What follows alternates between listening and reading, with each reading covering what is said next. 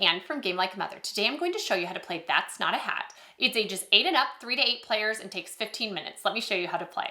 The goal of the game is to have the fewest penalty points by the time somebody has 3, and you get penalty points when you don't remember the one card that's in front of you. It sounds very simple, but it isn't quite that when you play.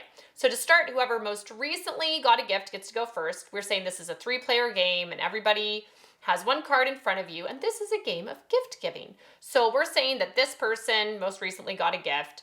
So all of your cards are like this, face up to begin. They flip out a new card, and it is a toothbrush. And you have to give the card the direction of the arrow on the back of the card, and it can go left or right. So they would say to this person, here is a toothbrush, and it would be placed here, and this person needs to say, thank you for the toothbrush. And then it is rude to give a gift that you were just given, so you have to give your other card. So they flip this over and look at the back. It's going this way. So they're going to say, here is a roller skate, and pass it on to this player. Now it's this player's turn, and as they're passing them on, it starts out face up, they end up being face down, which is clearly going to make it a little trickier. So this person gets to flip this over, and they're passing it back. And they say, here is a scooter. I guess this is a scooter. So they pass it back to this person, and now they have to remember this one, which I think is a toothbrush. Yeah, it is. And you're not supposed to look, but I'm going to be looking while I'm doing this instructional video. And so they say, okay, here is a toothbrush. And now they pass on, you put it in the top, so you need to keep it clear. This person says, thank you for the toothbrush. They pass on this card to this person, roller skate, here is a roller skate. And this person has a snowman, here is a snowman. And you keep on going like this. You follow the arrows and you always pass your older card until you pass one on to somebody, and one of two things can happen. They can pass it on here and say, here is a toothbrush. And I'm pretty sure that's not a toothbrush. Let's check. Okay, yeah, that's a scooter. So they pass it on to this person and they say, here is a toothbrush. And this person can catch them. They can say, that's not a toothbrush. And then they stop and they look at it and they're correct. So that would be an error card. For this person, they'd put it face up beside them to keep track. And the other thing that could happen is if they put it over here and they said, here is a scooter, and this person didn't remember and they said, that's not a scooter, and they flipped it over, oh, oopsie, they said the right thing. So this person would get this as a penalty card if it was correct and they were wrong. So we'll say they thought it was a toothbrush, we'll put it over here, face up. Now, whoever has the penalty card in front of them gets a new card out, and they look at it and they say, aha, here is a ladder. I'm passing it this way. And you keep on going. So you just keep on going. Here's the toothbrush. Here's a toothbrush. Here is a roller skate. Here's a roller skate. And you keep on passing around until people get caught.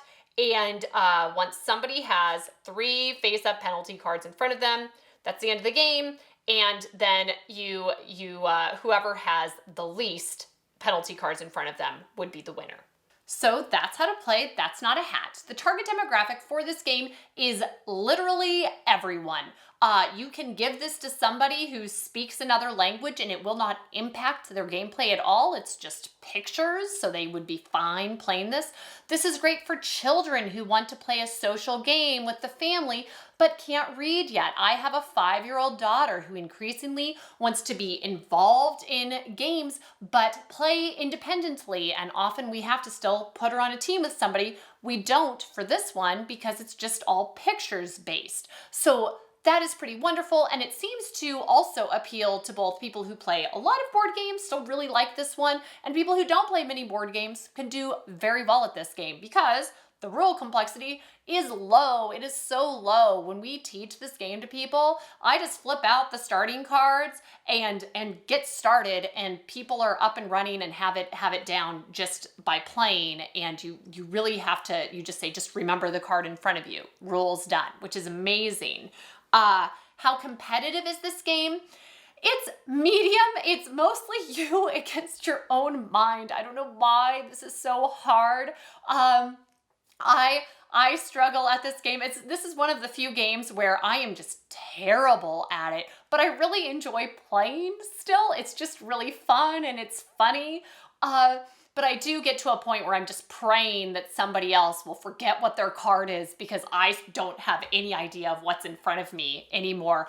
And usually what's nice about this game is there's not really hard feelings at the end. There's not sabotage. Nobody's trying to get you. Although we did play with some friends where the husband was saying the wrong item on purpose as he passed the card on to his wife to see if she would catch it, which didn't even occur to me as an option because I was just so desperately trying to remember what was in front of me. So you can do more with the bluffing aspect of this game if you're very brave and have a better short-term memory than me and can make that work.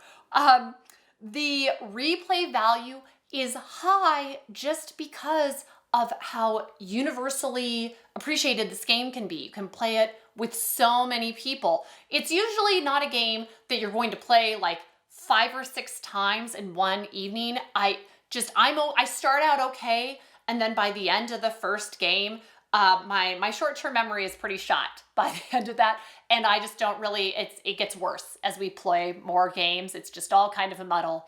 But it's one that I would happily play at the beginning of any game night, or a child or two want to play a game before bedtime. Sure, I can be tired and try to remember my card at 9 p.m. So there's a lot of opportunity to free play, and it's just a nice little box, which is great.